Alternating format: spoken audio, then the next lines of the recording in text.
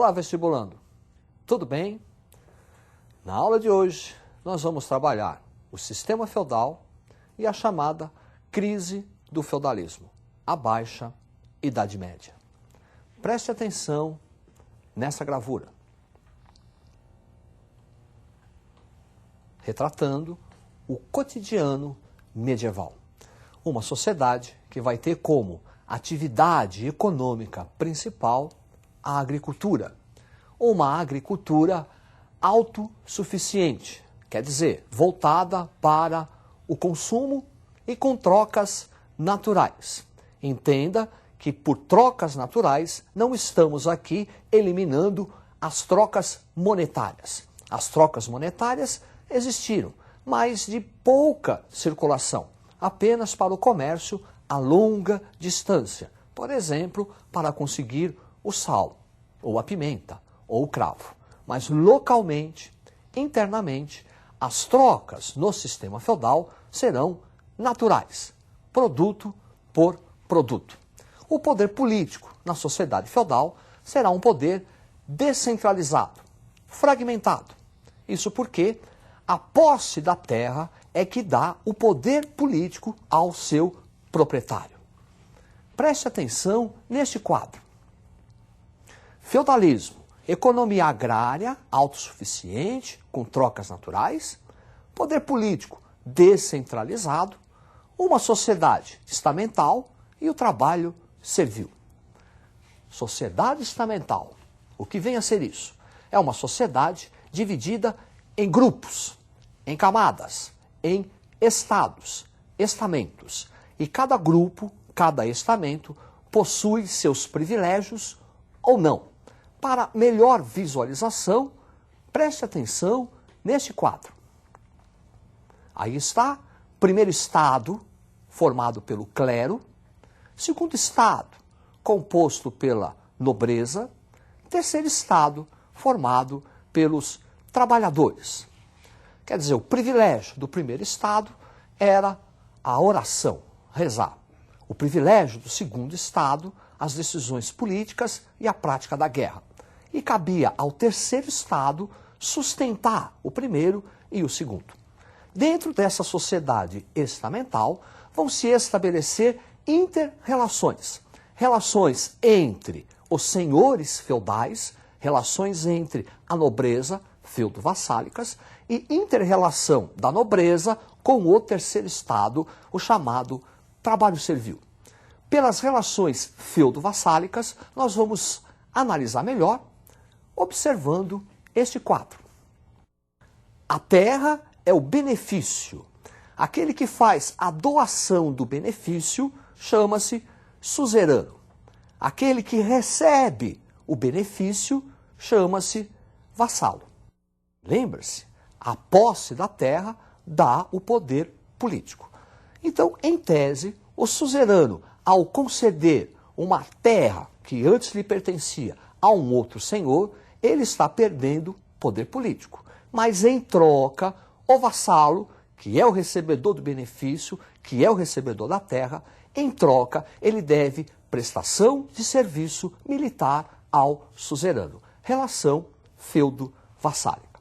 A outra inter-relação está relacionada à servidão. O servo é um tipo de mão de obra em meio caminho entre a escravidão e o trabalho assalariado. Ele não é assalariado, pois não recebe nada, mas também não é escravo, porque ele é juridicamente livre. Ele é dono, ele tem as suas ferramentas, ele não pode ser vendido e nem maltratado.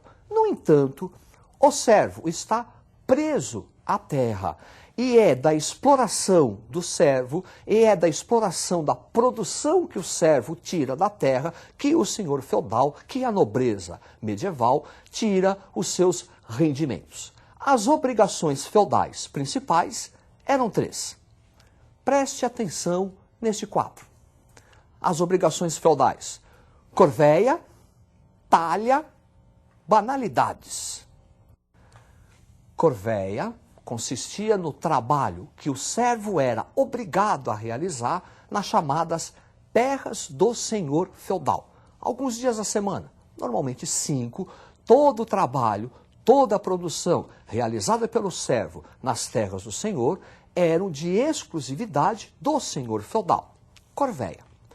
Talha, o servo, ele estava preso a um lote de terra cedido pelo senhor feudal. A talha é a obrigação feudal que o servo deve ao senhor dessa terra. 50%, a metade do que foi produzido pelo servo na terra cedida pelo senhor, 50% é dele, 50% ele entrega ao senhor feudal. Talha. Banalidades é pagamento que o servo faz pelo uso do forno para fazer o pão, uso do moinho para moer o trigo, uso de estradas, o famoso pedágio. Além dessas relações entre senhor feudal e servo ou entre senhores feudais, nós vamos ter um componente no sistema feudal muito importante. Preste atenção nesta gravura. Já percebeu que vamos falar agora da igreja cristã, a igreja medieval, que será a principal instituição da Idade Média, com enorme poder econômico, enorme prestígio social e enorme poder político. Haja vista que a Igreja Católica será a principal proprietária de terras da Europa medieval. E essa igreja vai se fazer presente em todos os momentos da vida de um homem da Idade Média, desde o batismo até a extrema-unção. Preste atenção neste quadro. Clero secular. Clero secular é aquela parte da igreja em contato com os fiéis, composto por alto clero, papa, bispo, abade, a cúpula dirigente. Baixo clero, que está mais em contato com os fiéis, é o padre, o vigário. E clero regular, mosteiros. Por clero regular, entenda-se aquela parte do clero que não está em contato com os fiéis. Pelo contrário, ela está isolada, resguardada em mosteiros. São as famosas ordens. A ordem beneditina, a ordem dos carmelitas, a ordem dos franciscanos. E no topo dessa hierarquia, quer seja clero regular ou clero secular, está a figura do Papa. Preste atenção neste quadro. É uma gravura que retrata um burgo, uma cidade medieval. Essas cidades medievais começam a ter uma enorme importância a partir do século XI. O século XI é um século importante para o desenvolvimento da Idade Média. Marca o início da chamada crise do sistema feudal. No primeiro momento, século XI é o século do crescimento populacional, por vários motivos. Primeiro, porque o homem passa a tratar a terra de uma maneira diferente. Ele vai usar um sistema novo de atrelar o animal, ele vai desenvolver a charrua e isso provoca um enorme aumento na produtividade agrícola, contribuindo para o crescimento populacional. As invasões de povos que vinham fora da Europa cessou, contribuindo também para o crescimento populacional. Preste atenção neste quadro.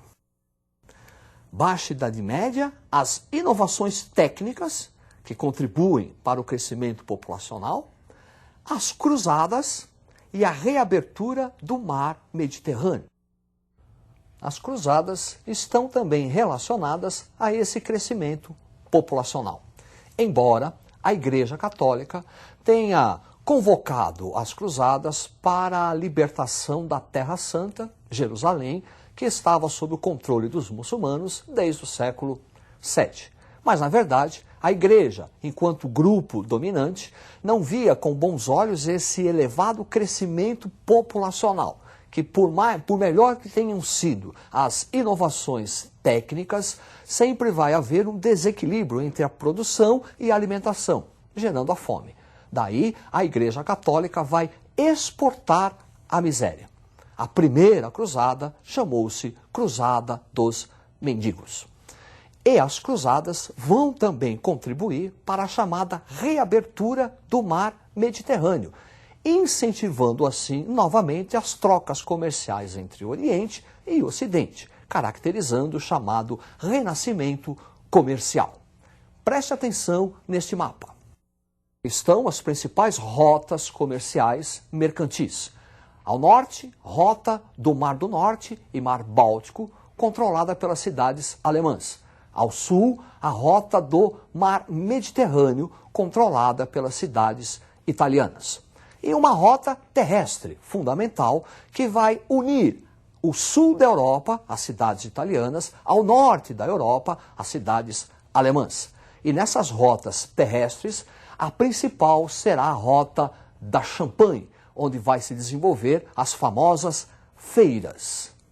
O desenvolvimento comercial incentiva o desenvolvimento urbano, surgindo a figura do artesão, o tintureiro, o oleiro, o padeiro, que estarão reunidos em uma instituição, as famosas corporações de ofício, que eram entidades que deveriam regulamentar a produção urbana, dinamizando assim o intercâmbio comercial. O que era produzido na cidade pelo artesão seria utilizado como intercâmbio comercial, dinamizando assim as feiras, dinamizando assim o chamado renascimento comercial e urbano, desenvolvendo uma classe de mercadores muito importante que será a burguesia.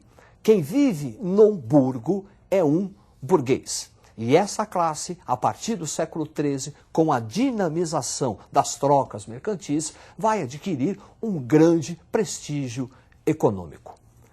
Preste atenção neste quadro. Crise do século XIV, a famosa trilogia, Guerra dos 100 Anos, Peste Negra e a Fome. Guerra dos 100 Anos, um conflito que, na verdade, vai durar 113 anos, envolvendo França e Inglaterra. A Guerra dos 100 Anos contribui para a crise do sistema feudal ao desorganizar a produção agrícola, aumentando a fome. E a Peste Negra, que é uma epidemia trazida pelos cruzados que, no porão do navio, eram contaminados pela pulga, que transmitia um vírus, uma doença, que vai gerar no corpo do infectado um bulbo, um sangue negro, que ao estourar prolifera por todo o corpo. A peste negra será responsável pela dizimação de 1/3 da população europeia. Então aí está a trilogia, Guerra dos 100 Anos, a peste negra e a fome, que vão contribuir para a crise final da Idade Média. Sua superação vai se dar com a expansão comercial marítima europeia. Uma boa sorte, estude e até a próxima!